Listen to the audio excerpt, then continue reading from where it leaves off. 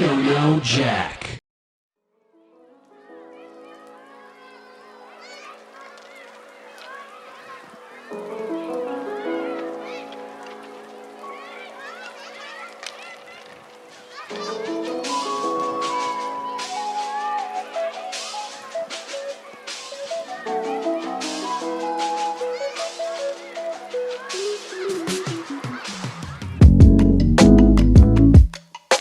So I wasn't planning on making another video on AStoneWeeg because we covered a lot in our first interview we did a few months ago. However, they DM'd me recently asking whether I'd like to continue the interview or not, and I agreed. So consider this the continuation of my interview. Side note, make sure to watch my previous 2 videos about Weeg to gain the full context as to what's going on. Also, thanks to Telekiwi for helping me to transcript the interview into a document that you can read in the description. Okay, let's begin. First thing I should mention, the reason why I was gone for about a month is because of a personal family issue that arose. I had my devices taken away indefinitely until I gave up my password, and after a month of trying to fight for another solution, I finally came to a compromise last night, at least tonight. Again, the situation began because of a personal issue regarding a Christmas present I got from my boyfriend. Was that the situation you were describing on your Twitter? Since December 29th, I had my phone taken away mainly because of the event when my mum blamed the internet for the cause of the situation. I kinda want to be vague about it since it's a bit of a personal problem, but it's also one of the reasons why I'm not open about the activity I do online, mainly because she tends to jump to conclusions a lot without the need for context, mentioning specifically from Bad Animation's comments. Firstly, I go by they/they pronouns, and secondly, I'm not trying to avoid the consequences, but rather trying to keep the situation where it should be. It would definitely be a suicide note for me trying to open up about my past mistakes, in which I could have most definitely lose my internet privileges much longer than the 1 month I've had without it. I don't do this necessarily to avoid being in trouble, but rather just to keep myself safe and preserve what I can so I can stay in touch with the people I care about. A month away from my computer probably sufficed for that enough. If I'm being honest, it's still pretty hard for me to adjust that I finally have my device back at hand after what felt like months.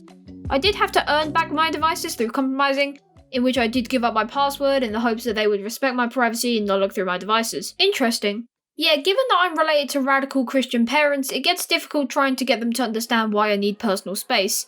It wasn't easy to reach this point, but knowing my mum, I think she'll probably forget it. I see. So looking at one of the documents, it mentions that you abused almost 30 people prior to the release of the Google Docs. Do you know where this number is coming from? Admittedly, I'm still very perplexed by that number.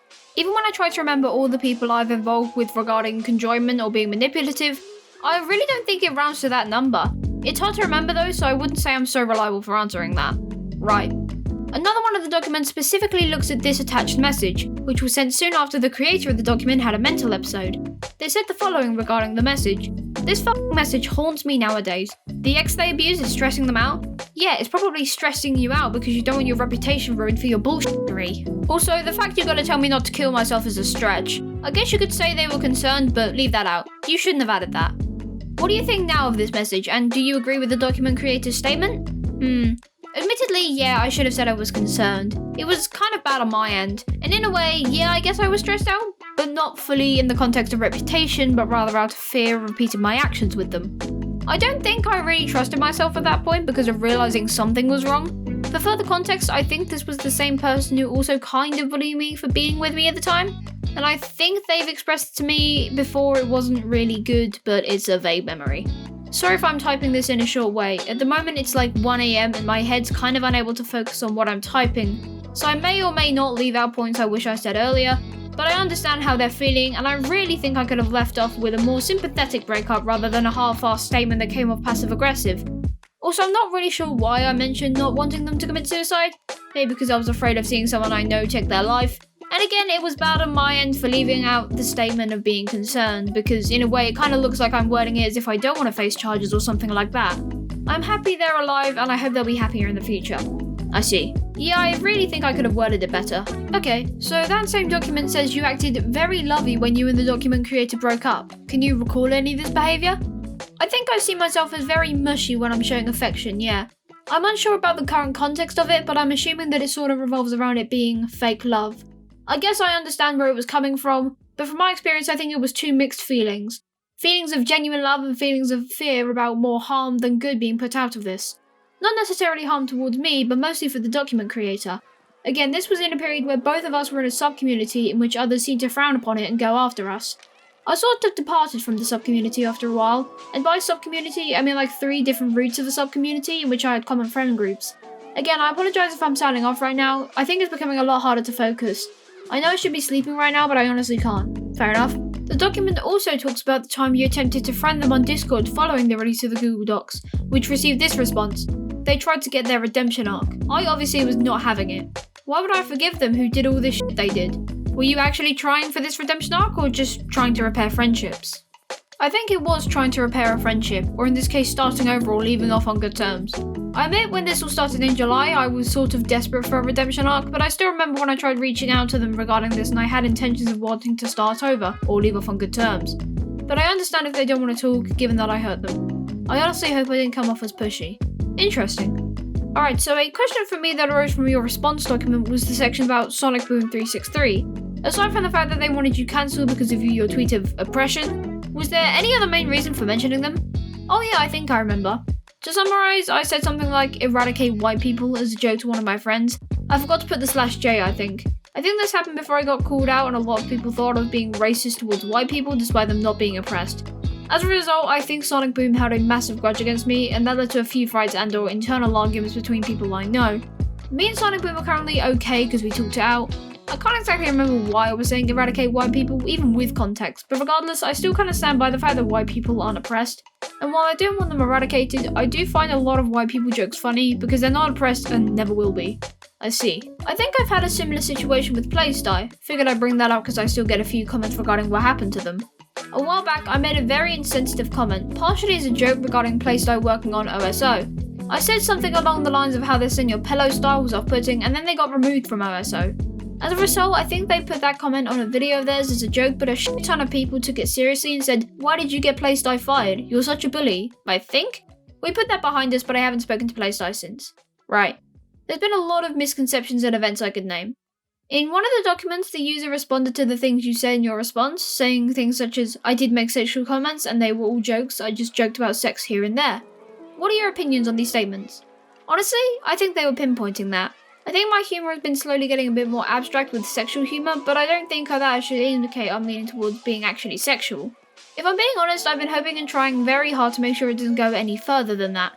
Sometimes I try to limit myself from joking about sexual humour because of the fear it would make people uncomfortable, but I feel I've been making good progress with maintaining what I should and shouldn't say. Interesting. So, in the same document that responded to the claims in your response document, they defended the claims you made about them grinding on someone in a public server with minors. Do you still agree with your claims after the response? Right, I remember this one. To explain what happened, this situation was a very large misunderstanding.